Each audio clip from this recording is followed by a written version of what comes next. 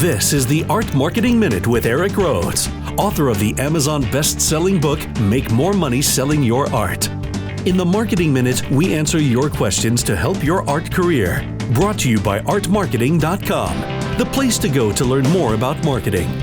Now, here's your host, Art Magazine publisher, Eric Rhoads. Thank you, Jim Kipping, and thank you for joining us today. I am here. My goal is to eliminate the idea of the starving artist. So let's get right to today's questions. In the Marketing Minute, I try to answer art marketing questions from our audience so we can help you sell more art. Somebody asked me if I make up questions. Yeah, once in a while I do, and usually I say if I made it up. But most people just email their questions to me, eric@artmarketing.com. At my other conference, the Figurative Art Convention and Expo FACE, which we held in Williamsburg, I held a marketing session, and somebody has sent a question that said that I had mentioned that I sold 3 paintings to somebody who was interested in a single painting from my Cuba trip, and would I explain that a little bit more? So here's what it was. Essentially, I took a group of 100 plein air painters to Cuba for the first time, which was kind of historical. So one of the galleries in Annapolis decided to hold a show. Most of us, or many of us anyway, sent 3 paintings to the show. I sold 1, others sold several. Anyway, several months after the show, a guy who had bought one of my paintings had been following me on Instagram. And I had posted a picture of an old Ford that I painted, or maybe an old Chevy. That's what it was, an old Chevy that I painted. And anyway, the original painting was the whole street scene and the car, and I decided I didn't like the composition, so I actually took the board and cut it down, but there was a whole nother painting left over that was still a pretty good painting. It just was like the streets of Cuba. And so anyway, this guy bought the painting on Instagram, and when he bought it, I included the other painting, and I sent a note, told him what happened, and said, here's an extra painting, because you could frame it and put it next to it, but it was originally part of the original thing. And I said, by the way, here are a couple of other things that you might like. And I put pictures of other paintings in, physical pictures. And he contacted me and he said, yeah, I want to buy these other pictures too. And he ended up buying 3, and so totally 4 paintings from me. And the law of reciprocity kicked in, and I'm going to talk about that the next question, but the idea that I gave him something a little extra, sent a nice personal note, offered something else to him when he was buying, was an opportunity for him to buy more.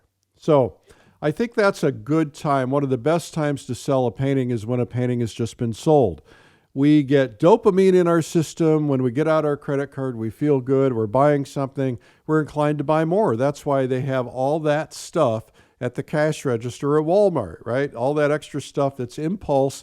You buy things because you feel like buying.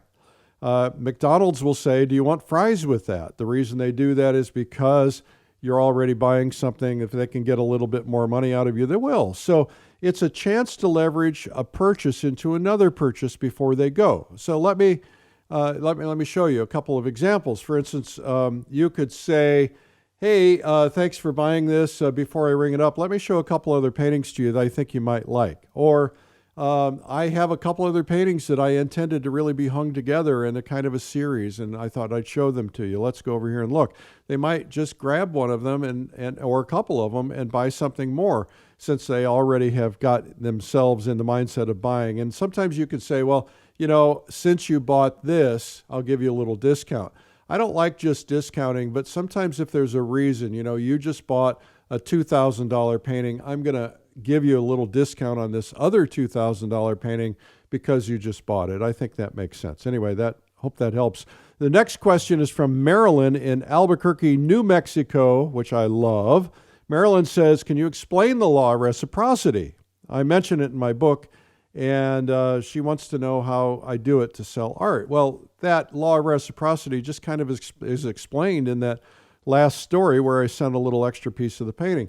Simply stated, human nature in most cultures is that when someone does something nice for us, we want to return the favor. If someone buys you dinner, next time they'll buy you dinner, right? Or you'll buy them dinner.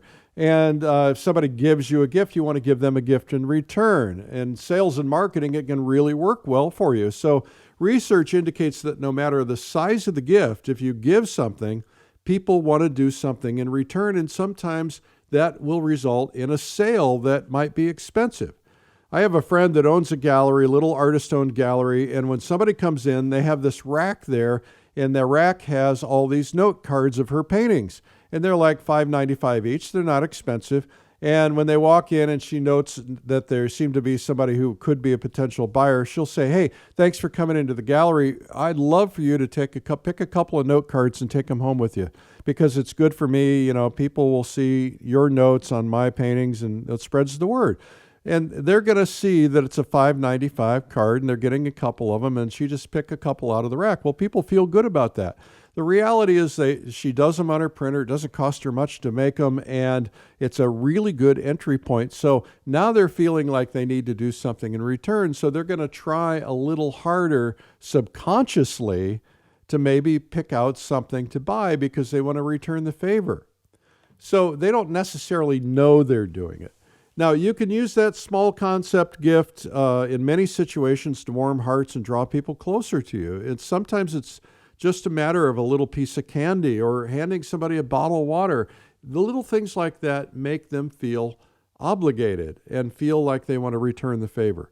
And the bigger it is, the better it works up to a point, and then too much of a gift seems a little suspicious. And of course, it's probably unaffordable anyway, but you don't want to make anybody uncomfortable.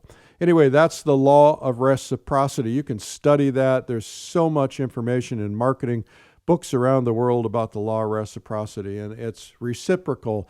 The idea is that you're giving back. Anyway, I hope this was helpful. I'm going to be doing 3 mornings of training, art marketing and sales training, how to sell art at our art marketing boot camp, 3 mornings in a row during the plein air convention this May in Denver. People have come to that and told me it was worth the price of admission for the entire convention. I hope it's true. I hope to deliver. I got a lot of new stuff this year. I'm always learning new things and sharing new things and walking you through things that will help make you a better marketer. And of course, I have those all out on video as well, and they're different every year. So lots of marketing training available for you. And of course, marketing training at artmarketing.com. Well, this has been the Art Marketing Minute with me, Eric Rhoads.